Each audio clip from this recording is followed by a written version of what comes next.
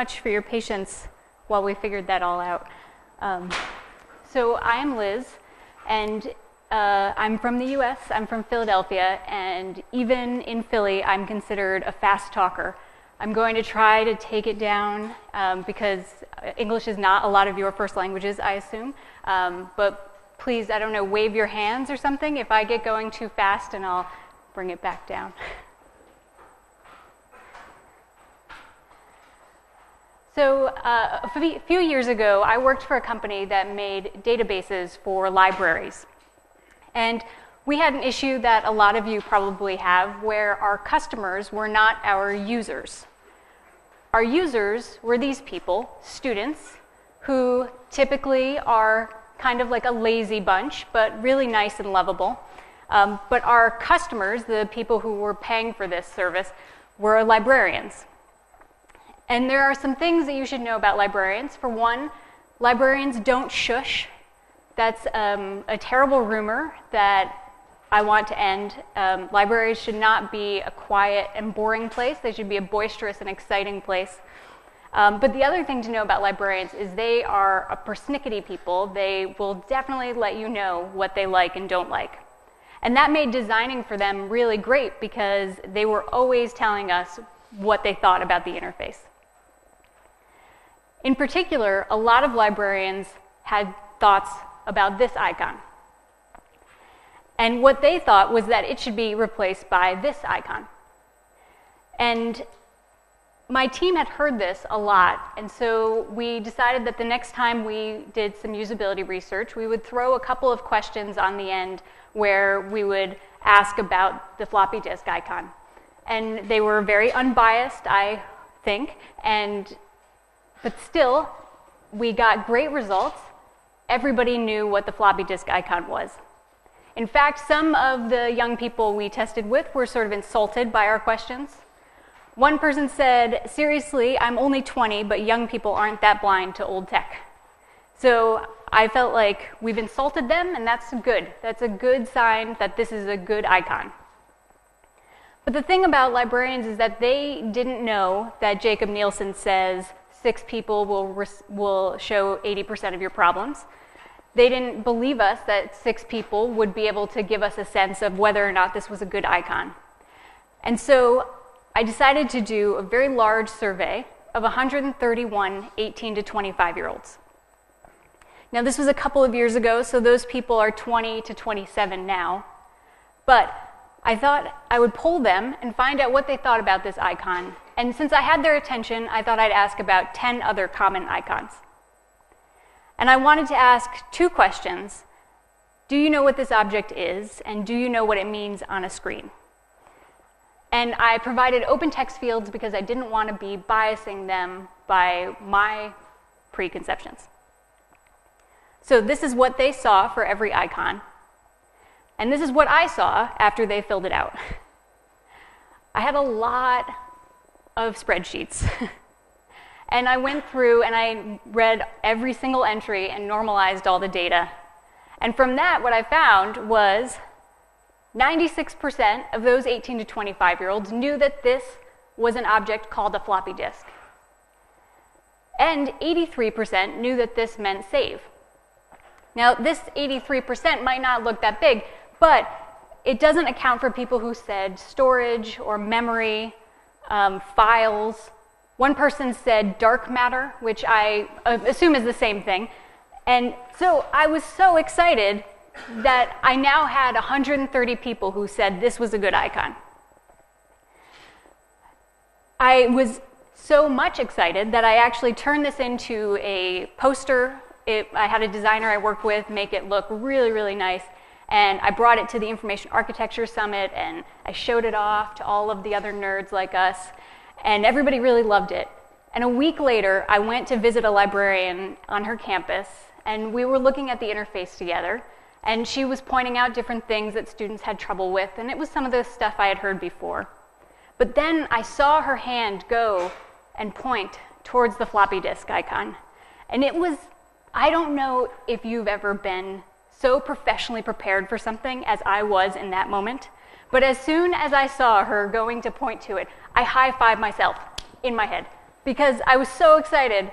So I took my iPad out and I opened up the infographic, and as we all know, infographics are more convincing than data. I'm sure I saw that in an infographic somewhere, so that must be true. So I showed it to her and I said, look, we have heard this complaint, we're ready for it, we know that this is still a good and valid icon. And she gave me the librarian version of, cool story, bro. She was not having any of it. Her problem was that she wanted to know not about current college students, but future college students, otherwise known, at least in my part of the world, as high schoolers. A few weeks after that visit, I actually ended up leaving that job, but unrelated. But this criticism stuck with me. And also, after showing this at the Information Architecture Summit, I became something of a spokesperson for the floppy disk. And so while I wanted to just have my data stand on its own, I was hearing this criticism from a lot of people that we don't care about college students, we want to know about really younger people. So I decided to go back and do the survey again. And I figured if I was going to do it, then I would do a larger sample size. So I ended up surveying over 500 people. I decided to do 14 to 18-year-olds, mostly because there are child protection laws if you start collecting data from anybody under 13, and that seemed like a big hassle I didn't want to deal with. But constantly people are asking me about even younger audiences and their understanding of icons, so someday those 13-year-olds will be old enough that I can test them as well. But the thing is, so I knew I wanted to research with all of these high school students, but I realized I don't actually know any teenagers. I know parents of teenagers, but typically teenagers aren't very keen on answering questions, particularly not from their dad's weird coworker asking about icons. And so I was feeling very nervous that I was not going to be able to find the sample size that I needed. On my own, I was only able to wrangle 5 teenagers into filling out this survey. It was looking pretty dismal. But then I remembered that Reddit exists. And so I went onto our teenagers and our high school, and I posted this. I'm a librarian, and I need your help to settle a bet. So this is what my coworker likes to call Truth Plus, because while I am a librarian, I have the degree, I'm non-practicing, we'll say. I don't work in a library currently.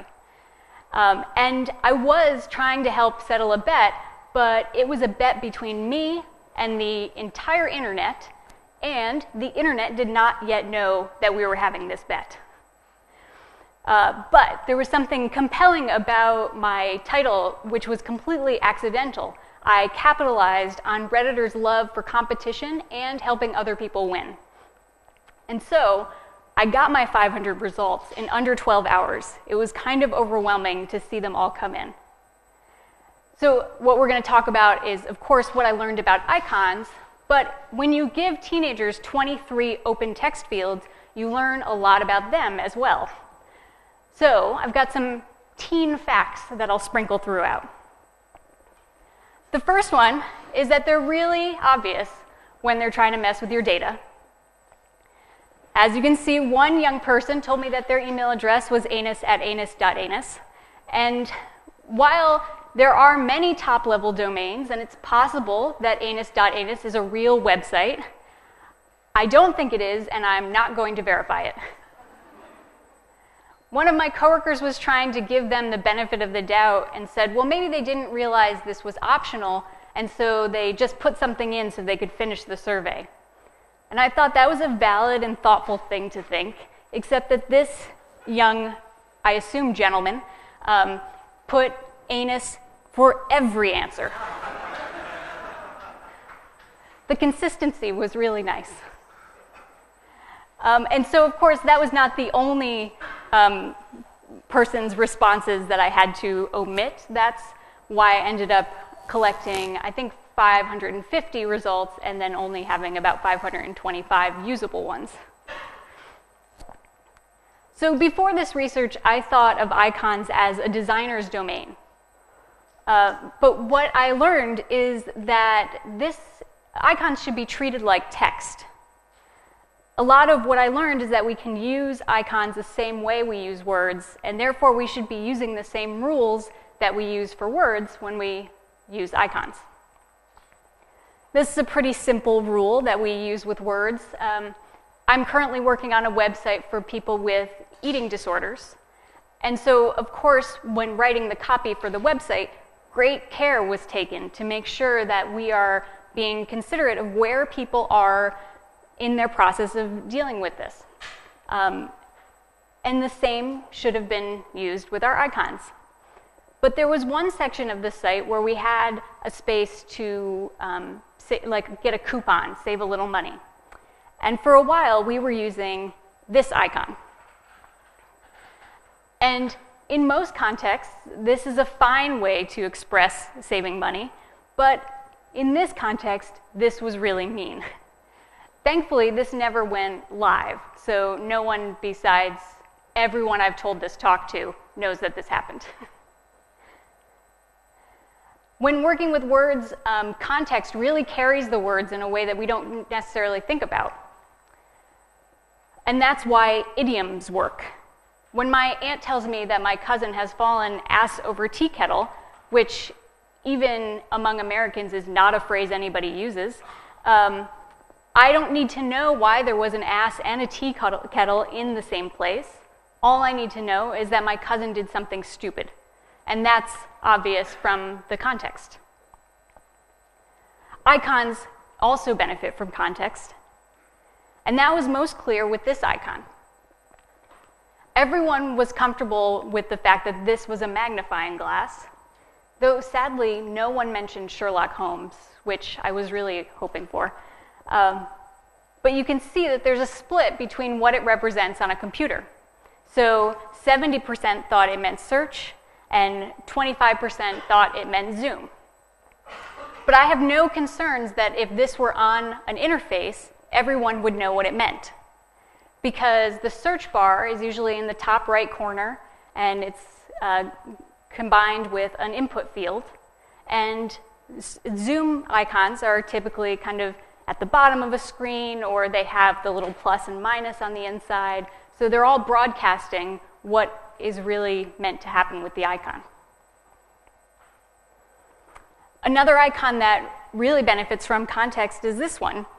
And so does everybody know what this object is? Are we all show of hands of yes? Okay, great. So I thought this was a pretty easy one as well, as did one of the respondents who said, "We modern teens still use pencils, you know." They were so mean to me in the comments. But still, what I learned was that there were 11 people who could not identify this object. It was really alarming. And this doesn't even count for the people who thought that this was a pen. This is just the people who had no ideas. But on a whole, everybody was aware of what this icon object was. But you can see they were really scattered about what it means on an interface. This slide allows me to talk about my methodology, which is always exciting. What I want to point out is that there were a lot of people who gave multiple answers. And since they were all correct, I wanted to record that there were different correct answers.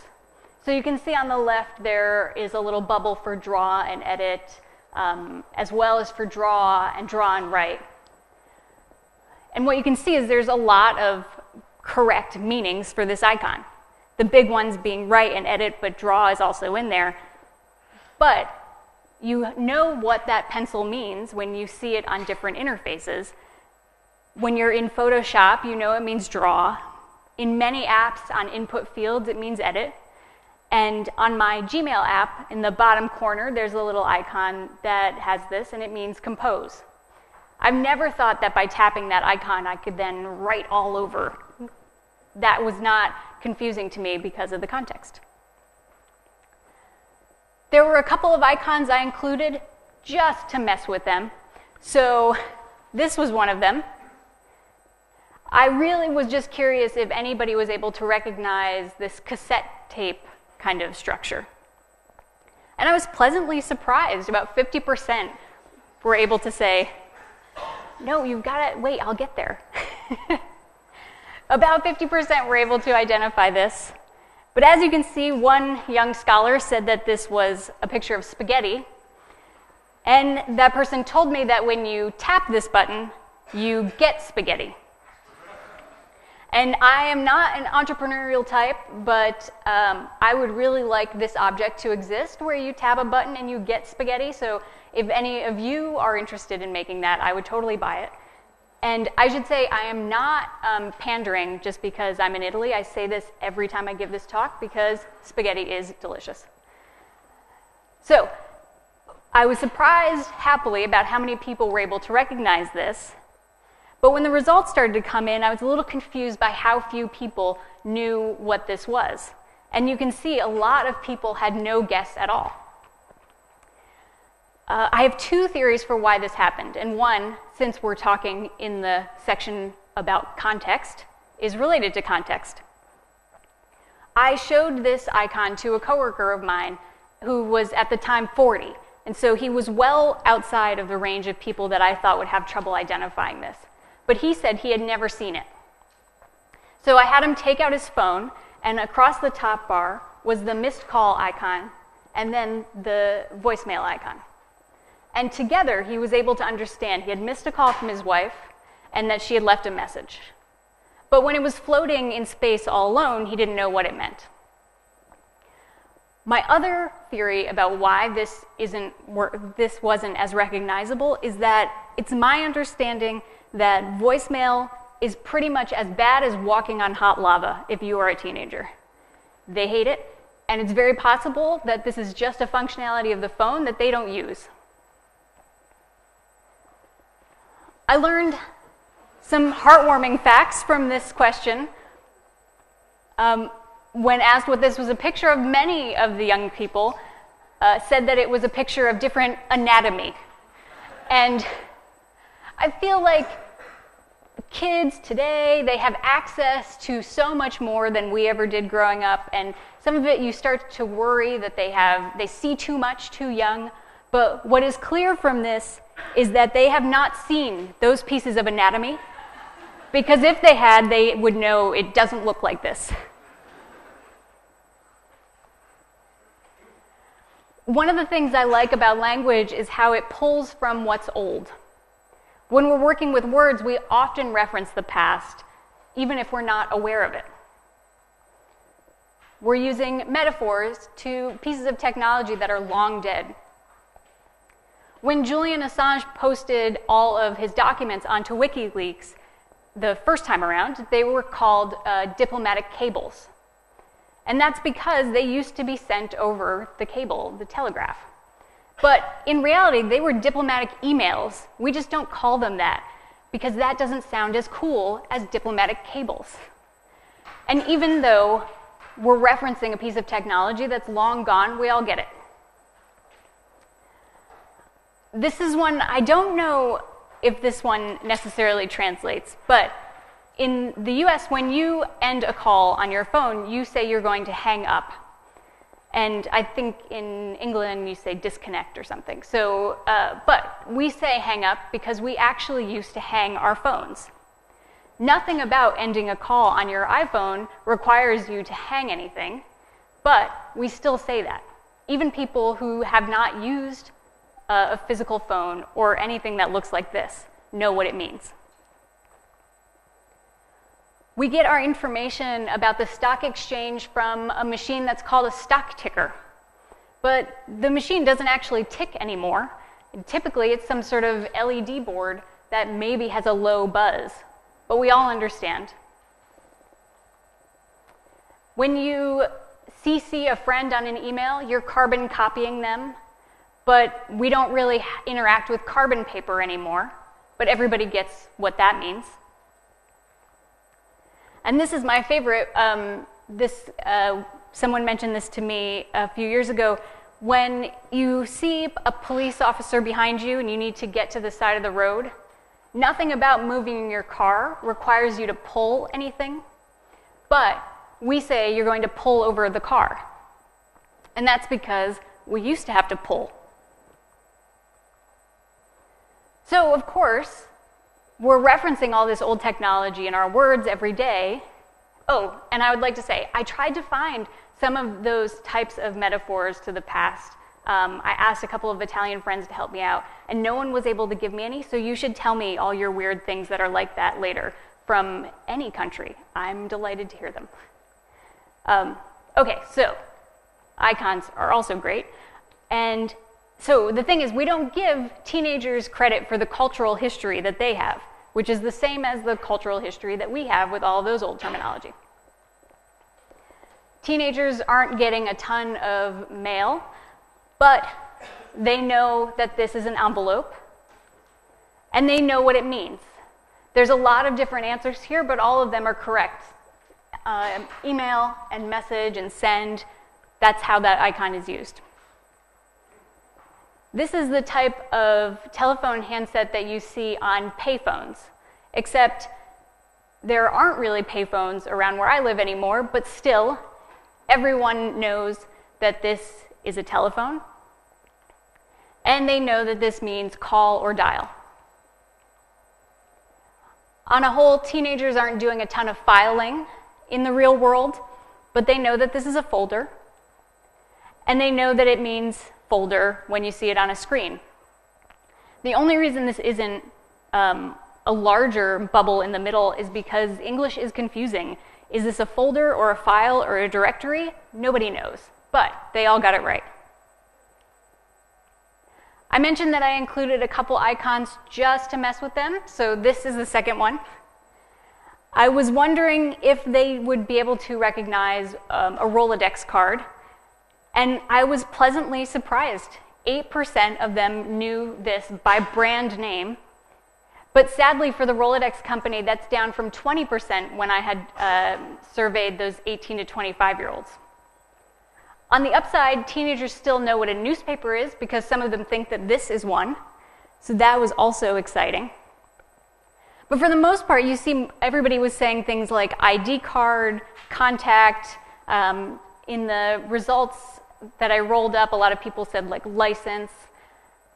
And I wish that I was able to go back and ask a follow-up question because I know they have mapped this in their head to make sense. And I want to know why their ID card has holes in the bottom. But I'm sure they have a reason. So even though it was kind of murky about what physical object that was, everybody was clear on this being representing contacts, information, address book. That wasn't a problem. I got to experience a lot of emotions through these 23 open text fields. So one person, when I asked what this was a picture of, said, ID, I'm 14, which all seemed sort of jovial and nice.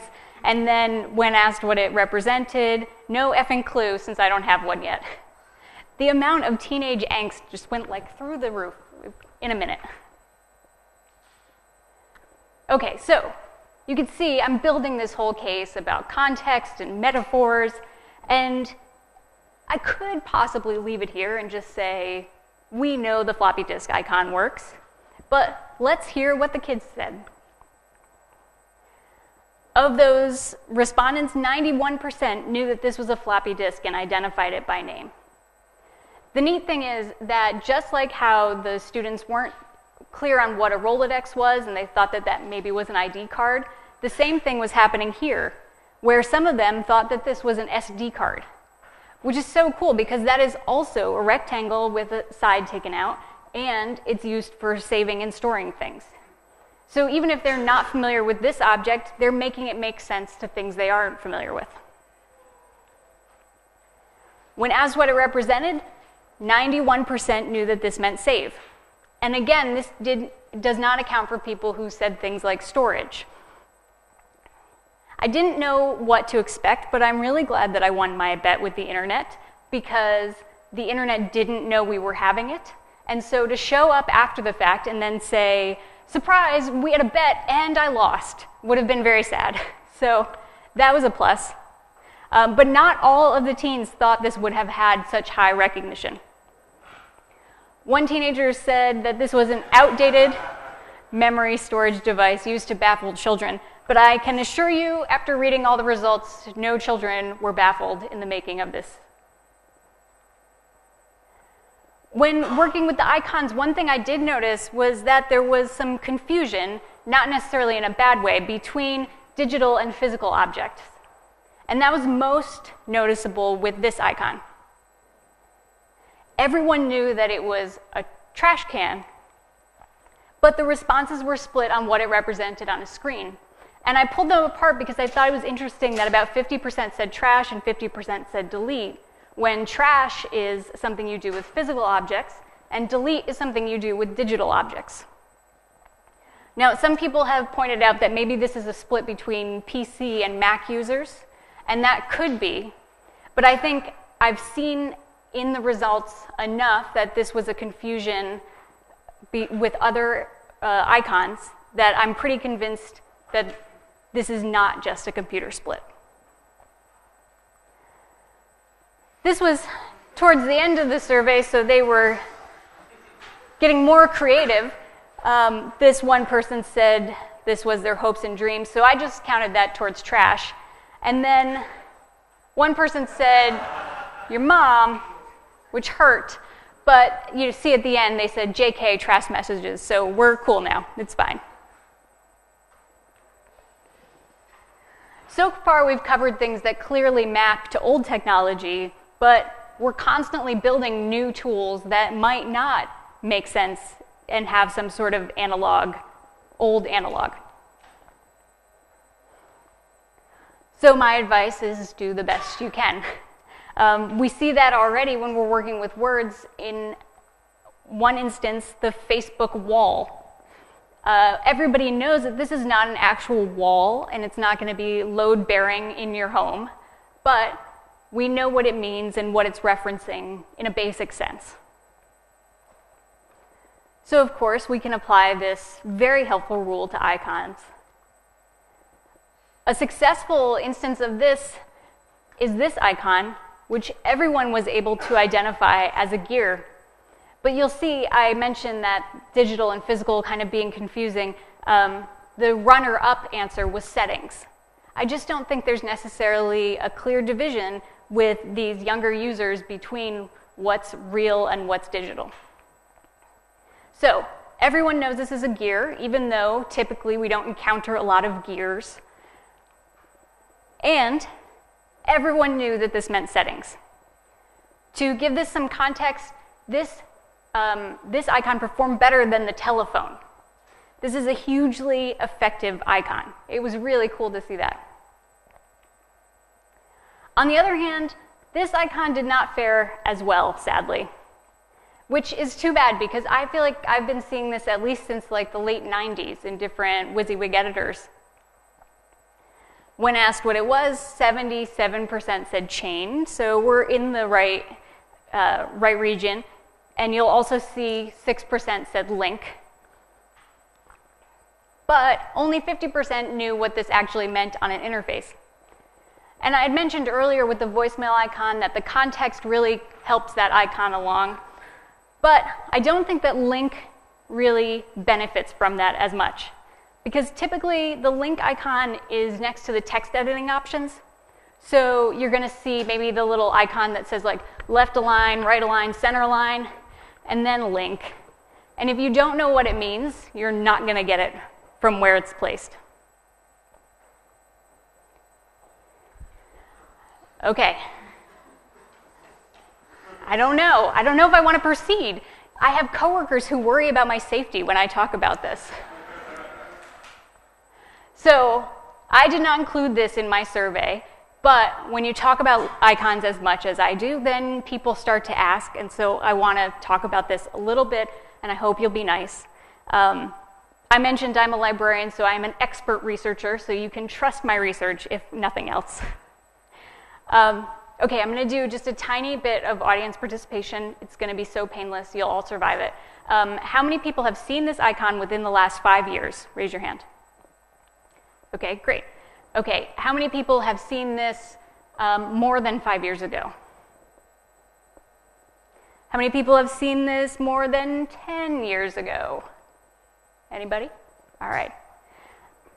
So the reason I ask is because this icon was born in 1982, and it was originally part of the Xerox Star operating system.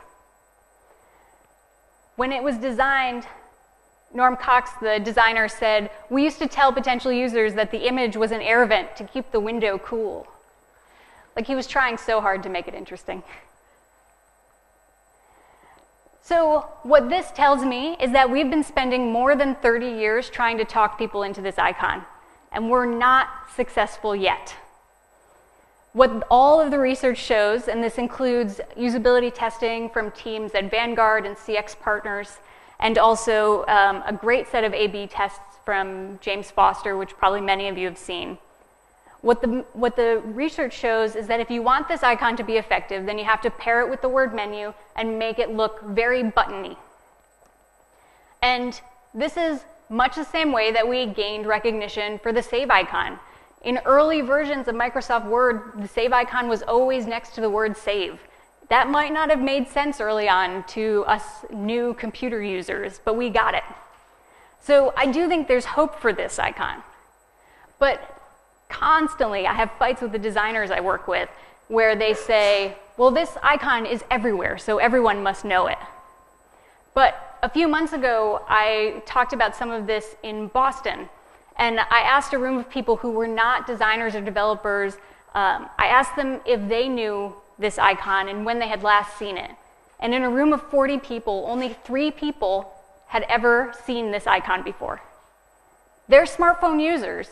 It's on everything they're using, but it had never registered. They don't know what it is. They either think it's a design detail or that it's something they don't need to concern themselves with. So let's help them out.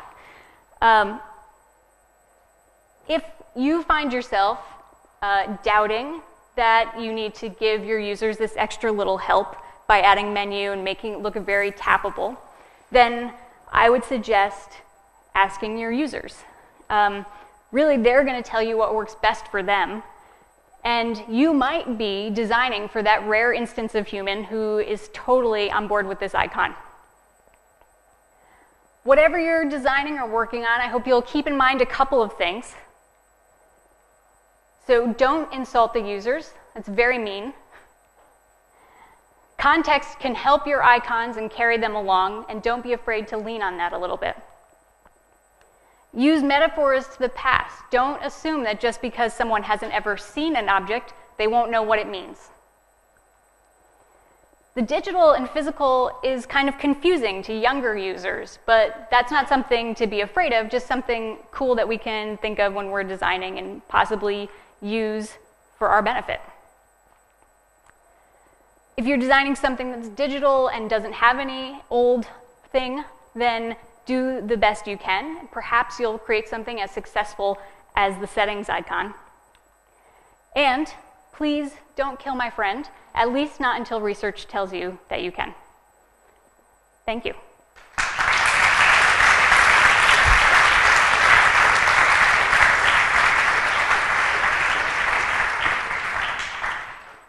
So this is my favorite part. I always get lots of weird questions and anecdotes, and so I'm looking forward to that, and apparently there's going to be a mic around for people who have questions.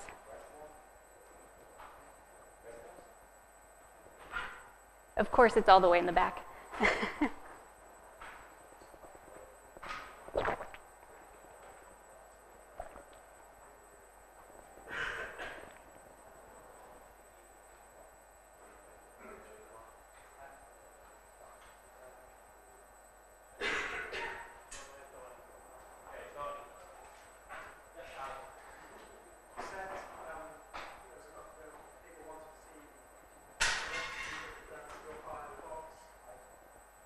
Yes. So first I'm just going to repeat for the recording. I had mentioned early on that the librarians wanted me to use that icon that has like the download icon. And did we test that with users? No, nobody's asked me that and made me feel so shamed.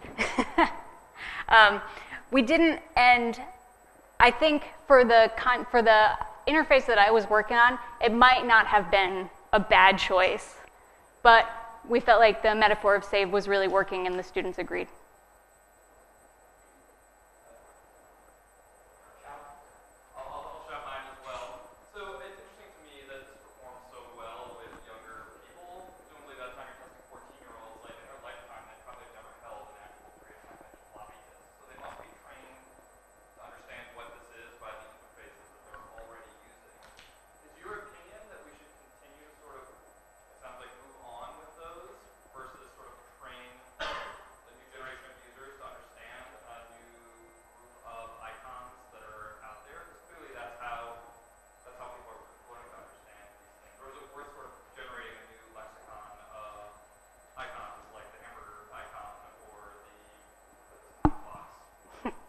Yeah.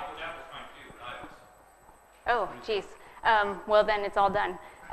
So Michael was asking, is it worth keeping the floppy disk as our icon since these young people have never actually held a floppy disk icon, or should we try to make new icons to train them? I think what's nice about the floppy disk icon is because it is related to something in the past, which they might see in like an old-timey movie from the 90s. It's still going to be reinforced. And so trying to come up with a brand new thing to mean basically the same thing is doesn't seem worth the effort of training the users. Although, I mean, so the download icon does really mean something else. And so the way that Apple is using it, they're probably using it to mean something slightly different than save this to my hard drive. So I think there's plenty of room for all of the icons in the family. Other questions? I have one. Yes. Thank you for saying that icons are metaphors, finally. Everyone thinks they're only, or especially lately, only visual decorators. Something that you didn't say, in the sense, of course you know it, is that are also visual links to frequent action that you take. And if you go back one slide, please. Okay, you don't have color, you don't have depth. So do you think that will never happen, that we go back to non-flat icons or three-dimensional icons will never happen, or is something that we have definitely lost? Have we lost with more visual interests? Is that what you mean? No, I'm just not a good designer. So I do boring decks. Think about flat design. No, I'm not taking it as an insult. I'm just. The Nielsen Norman Group actually did a huge survey of icons, and they gave a lot of best practices. And one of the things they said is we can certainly embellish the icons and make them look more visually interesting, but we just need to make sure we don't push them so far that they no longer look like the object. And so that's always the tough thing is sometimes when we try to put them into our brand colors or make them look more like the rest of our work, they start to not look like the thing they're supposed to anymore. So it's more about shape than memorability. So I recall that, I don't know, there is a sequence of colors, and whenever I need an action, my brain is faster and clicks the icon without even seeing it. Yeah. Well, no, I mean, you're right. That's an entirely different cool thing about our brains is we don't even need to know what is in that space. Yeah. If there's times when web pages I use don't even load, but I know them well enough that I can just start clicking where I think I want to be going. So. Okay. Other questions? I did have one other thing that I forgot to mention, which is there's this comic that maybe you've seen. It goes around Twitter every couple of months, and then like 5 people send it to me. And it's an adult and a kid, and the adult is holding a floppy disk, and the kid says, "Cool, you printed the save icon." And so every time I get that, it makes me so annoyed because I'm like, he knows that's a floppy disk. I know he knows that. But most recently, a couple weeks ago, I had that back and forth with someone on Twitter, somebody I think I've met once at a conference, but not anybody I know very well. And he has kids who are 3 and 5, and he has a 3D printer. So he 3D printed a floppy disk, and he showed it to his kids. And particularly with the older kid, he asked her, "What is this?" And she said, "I have no clue." And so he actually recorded this. It's all on video. If I think of it, I'll try to tweet it out later. But so I'm like, oh, my heart is sinking. I'm like, she doesn't even know what this object is. This is terrible. But then it turns out she was thrown off because she could tell it was 3D printed. And so she didn't know what it was when it was printed. She wasn't sure if it had some function in the world. Then he pulled out a real floppy disk, and she immediately, before he even got it over to her, goes, "That's a floppy disk." So, kids, smarter than we give them credit for. Thanks.